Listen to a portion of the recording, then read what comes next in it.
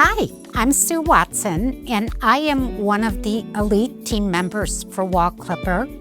And this big handsome boy is Winston. He belongs to Brooke Pearson, a quality auditor here at Wahl Clipper. As you can see, he's had a bath. He's nice and white, which he was not when he came in. But he's nice and white and he's dry. But you can see he's got some scraggly, some uneven hair here and there. And we want to neaten that all up. It's really not a full haircut, but getting rid of all this dry, brittle coat will actually make his hair look better.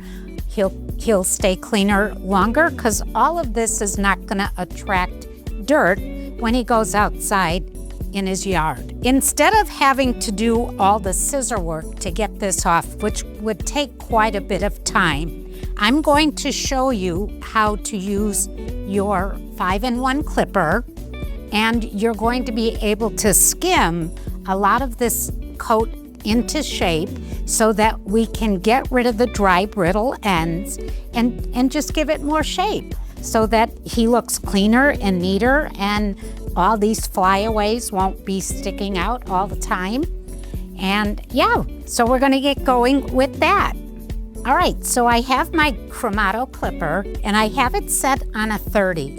And what you wanna be careful of is that your dog can stay still enough so that at some point you don't go down to the skin and actually make a hole. So if you're very careful and you pay attention to your dog, you should know whether he's going to move or sit at any given time. I like to keep my hand on the bottom of his leg so that I can tell if he's trying to move. You can feel the muscles start to tense or relax. So that's your giveaway that he's gonna try and do something. So we're gonna turn this on. And what I'm gonna start doing is just hitting these long frayed ends and shaping the coat as I go. And as I said, if we were to scissor this actually could take quite a bit of time. We're gonna stop here at the hock and we're just gonna kind of shape it, give it a nice angle so it follows the shape of the leg right to the back of the hock. Neaten up that whole edge. It's okay. There you go, big boy. You're gonna need to keep your comb handy, and it's easier if they don't step on it, but if they do, just pull it out. Keep combing your coat to the side. All the rear pants should come to the outside of the leg, and then you're just gonna skim where you need to, just to shape.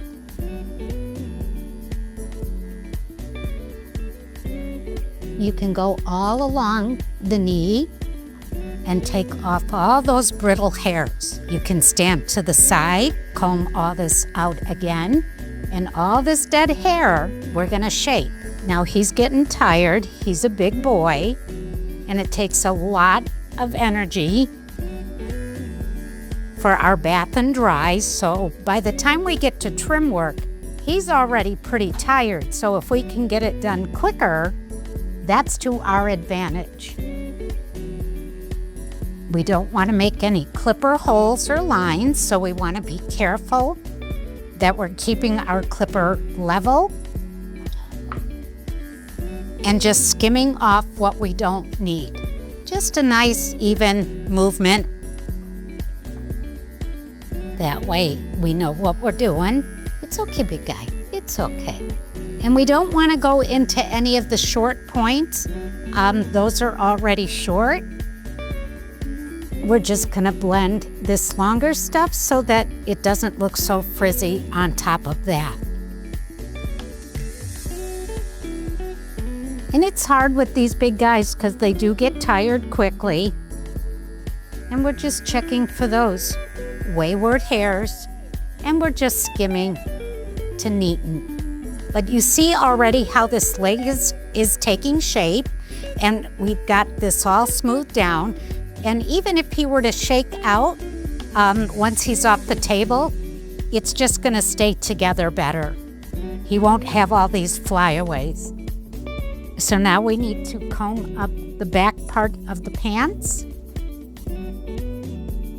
And you see how easy the comb goes through? We got out all his undercoat, which is so important. That's one of the big reasons why clients come in, because they want the undercoat taken out so it stops shedding in the house. So we're gonna just comb this up. All right, so now that we've got him standing, we're just gonna skim to shape. It's okay. And we're gonna come to the inside of the leg as well.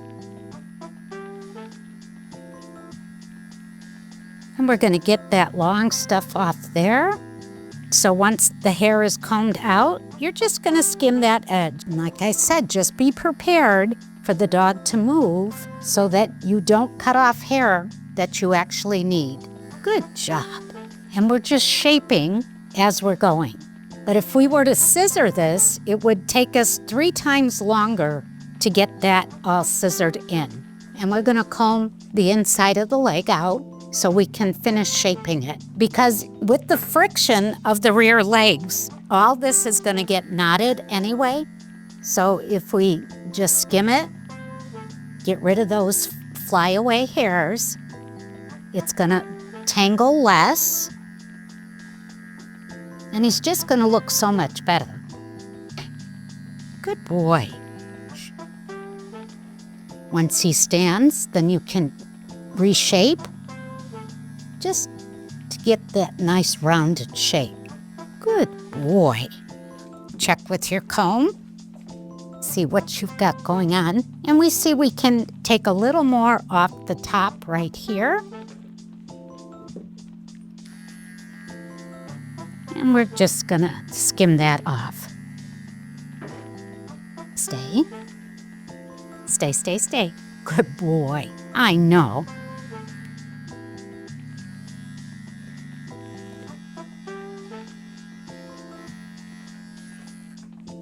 Now we can move down into the hock. Comb that up. We're not gonna do anything to the foot yet because we'll take care of that later. But we can even skim the hock area. It's hard holding the tail out of the way and holding the leg too, but we're making it happen.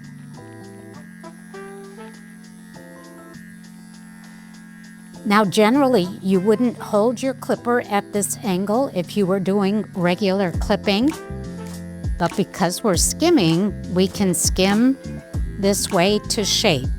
Good job. We'll shape it, and then we can just go in and tidy. There we go. It's okay, it's okay. So you can even shape the hock and save yourself some scissoring time.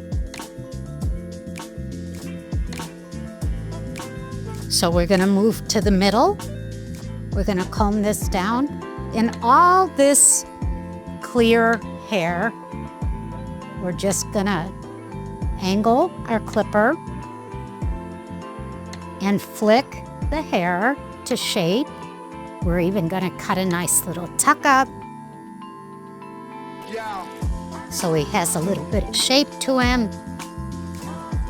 Shape the rest of the rear leg. Let me move on this side so I can see. It's okay. You do a boy.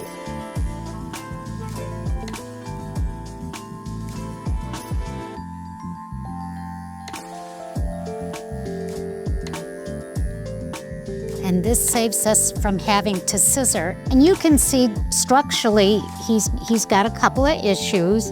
He's really trying to be the best boy though. He wants to please us. So he's really trying to stand and do what he needs to do. And we're just gonna hit these little ends that are sticking out.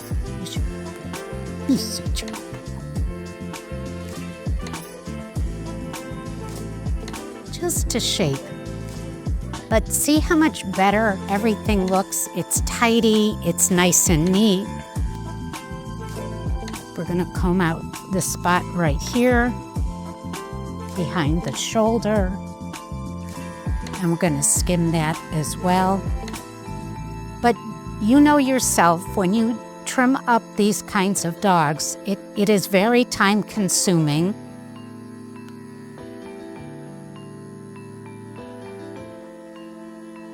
You still have to do the same amount of combing, but that's okay. It just checks our coat for undercoat or little pockets of a knot or whatever that is there. So it's just prepping the coat even that much better. And then comb out the front leg the same way. And we're just gonna come down. We're gonna go a little tighter down here at the back of the front leg. When it's wet outside, all that extra hair wicks more moisture up into the rest of the coat. So getting that trimmed in so that you're not going to have that happen works out nice for the family.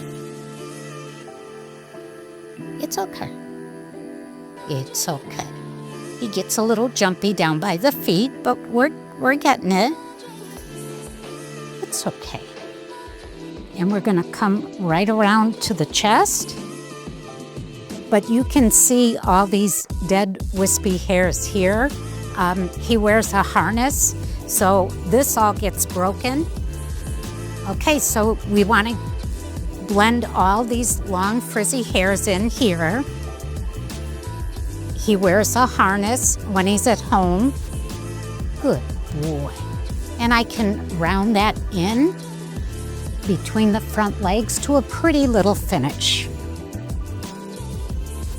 We're gonna check our work. It's okay. Comb it out, and it looks pretty tidy. You see a couple of little hairs on the side here. Now, he doesn't like being controlled, which I get it. He's a big boy. He thinks he can take care of himself. And he doesn't need me to do it for him, but that's all right. Huh, there you go. See how quick and easy that goes and tidier this all looks now that we get it trimmed in. When we comb this elbow out, we see a little bit more we can get. Sometimes catching it on a different angle lets us see different things. So checking over your dog is really helpful.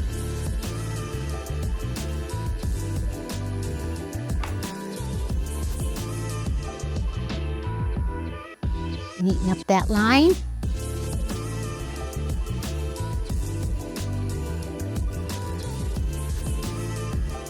Get that little edge and neaten up. So that's skimming on the one side, and we'll come back and get the feet done. Okay, so I've switched to my KMC Plus with a 4F blade to do his feet. You can see he's got all this wayward hair growing up between his toes, and that's normal. But instead of scissoring, I can use a 4 blade to take all this long hair off and blend his foot. You start right at the front toe and just come up. You don't have to put super hard pressure, but enough pressure to make sure you're making your cuts the way you want them. It's okay. It's okay. He's touchy about his feet, so he's not sure if he likes all this done. If I need to fix up into the leg, I can do that as well. And I'm gonna have very little fixing up to do on this foot. We have a little bit on the sides, but at least the overall bulk of the hair is gone. And we're gonna do the same to the front foot. We're gonna comb this hair up, and we're gonna hold his foot because he's not a lover of it. It's okay. And we're gonna skim all that hair off. And again, this is so much faster than having to scissor or use thinning shears. It's okay. And you don't want to stress him out any more than you have to. It needs to get done, but he's not particularly happy about it. And once we get the shape, then we can stop and we can fine-tune with our scissors. All right, we did clipper the foot with 4F blade, but there's just a couple of little hairs we need to get, especially because a Great Pyrenees has a double dew claw in the rear. You cannot clip over this. You will have an issue. The skin in between sags, and I wouldn't want to pinch it with the clipper. So using my scissor, I have more control. So I just pull the hair up from around the nail and I trim. And I don't leave it long because, again, when he goes outside, if his feet get wet, it's gonna help the moisture wick up into the leg, and it's actually gonna cause more problems with the leg. And now that we've got that part, I want all the hair that's touching that big black pad trimmed up on an angle. It's okay, it's okay. Good job, big boy. Make sure there's no long hairs down between the toes. Now I can put the foot down, comb it up, and just make sure it's blending at the bottom. Good job.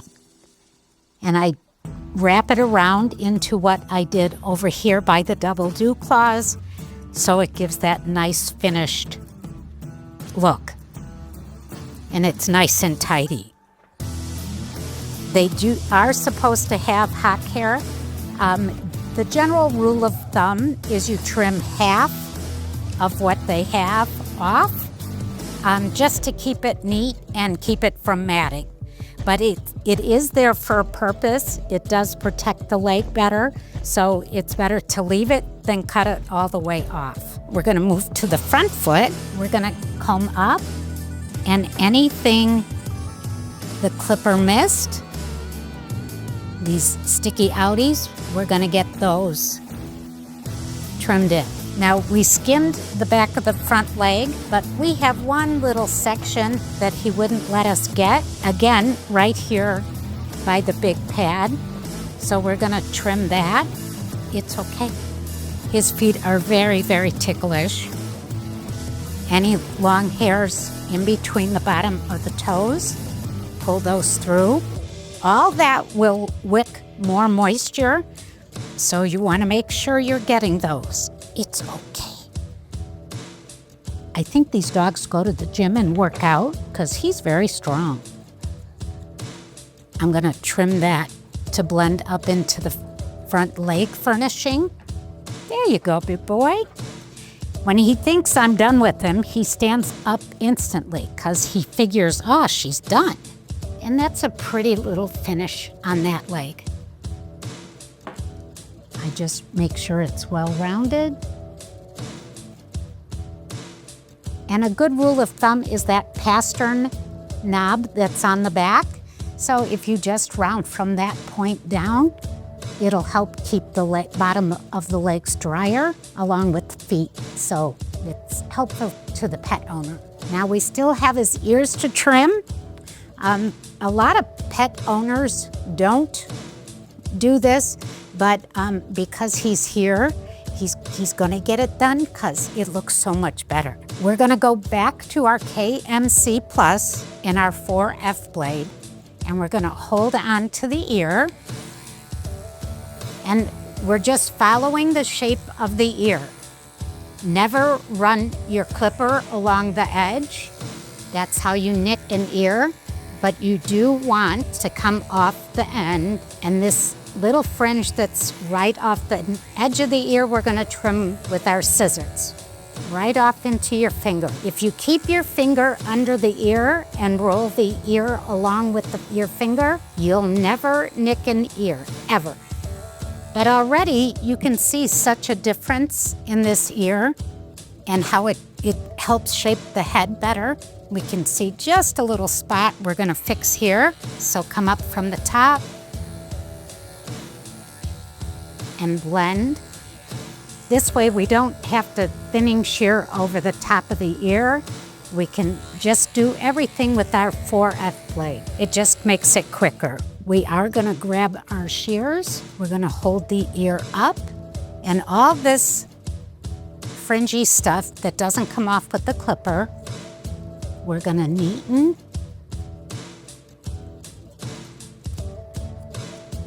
and tidy.